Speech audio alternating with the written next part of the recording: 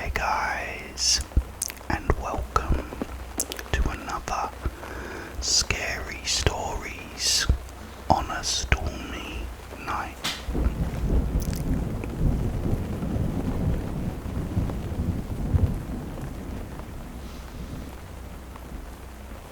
Now today's story is about a student that used to live down my street. When I was a kid. There was one of these houses down the street that all these students lived in, and one of the students was called David Godwin, and he lived there with these, I think there's about 4 others. Anyway, he bought a camper van and decided to go and stay in the Lake District in the UK. So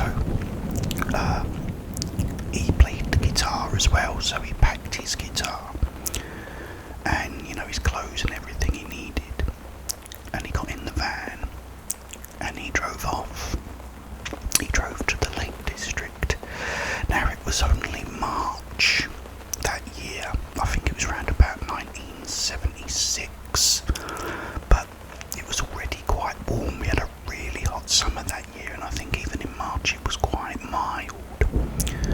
So he drove to the Lake District, and he found this nice little place, and he sort of parked up in his camper van, and he slept in that because he got there really late that night. So he had a good night's sleep, and the next morning he woke up and decided to go and drive around and visit all the lakes. So he ended up going to this, it was almost like a little park, and it had this like big pond. So he took his guitar and had one of these black flasks that was filled with water. So he took his guitar, took the flask, and he walked around this big massive pond, and he's like found this like nice little spot under a tree.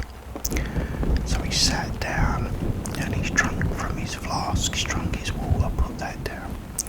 He's got the guitar and he's sitting there playing on his guitar, so he's playing his guitar. The sun's out, it's nice and warm by this big pond. Really, really nice. So he then put the guitar down and he felt a bit tired, so he's laying there and the sun's beating on his face, and he's just fell asleep. About an hour or 2 later, he's woke up. So he's woke up and rolled himself a cigarette, had a smoke, got his guitar again, started playing that, and then he's like really thirsty. So this pond water was absolutely beautiful looking, looked really, really nice. So he's gone over to it and he's got his flask and he's dipped the flask in the water and he's drunk it. Lovely. It tasted like, a really nice mineral water. It was like really, really lovely. So he's drunk that, he's put the lid back on. He sat down, played his guitar for a bit more. Had a beautiful time in this place.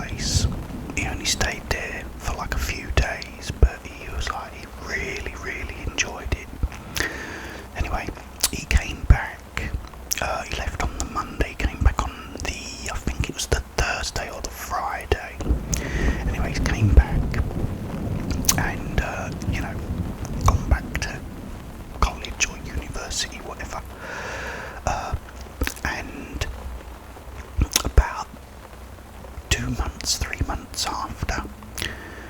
You know, it's really, really hot by then. It was about June. And started getting these stomach pains. So he's getting these like pains in his stomach. So he went to the doctors, and the doctor sort of was examining him, you know, pushing on his stomach, said, "Does that hurt?" and everything. And yeah, it does. It's painful.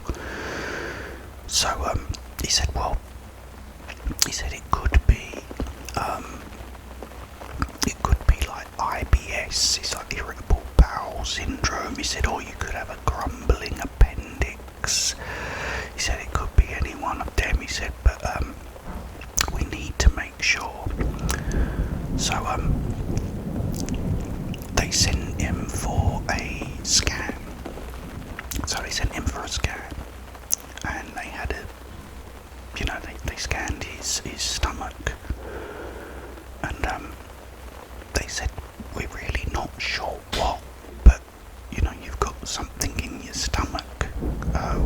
We really want to operate on you as soon as possible. So he said, well, what is it that's in there? I said, we're really not sure. I said, but we really need to operate. We need to get it out, whatever it is now, as soon as possible. So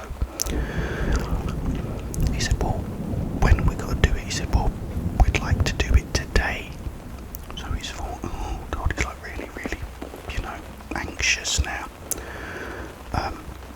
They said, the doctor said, look, don't worry, whatever it is, we can get it out. So I said, oh, okay then. So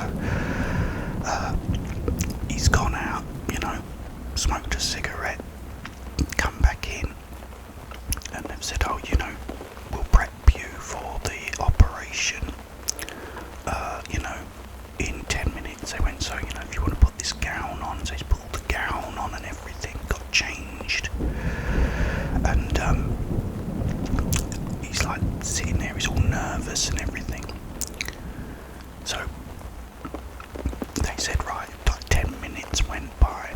They said, oh, Mr. Godwin, you're ready to come through now. So they said, yeah. And then a nurse started giving him the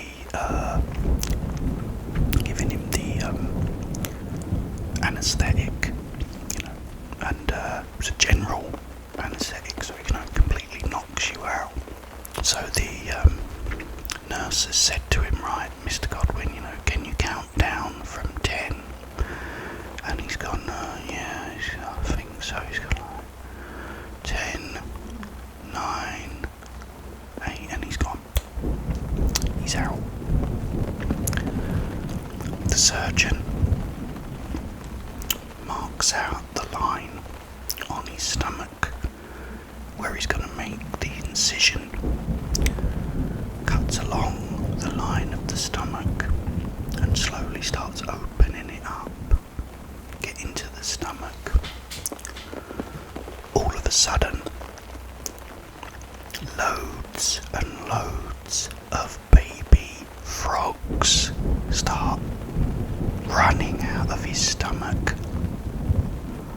What had happened was, back in the Lake District, when he filled his flask with water from the pond, the water actually had frog spawn in it, and the frog spawn had hatched in his stomach, and the tadpoles had then grown into little frogs, and it was the little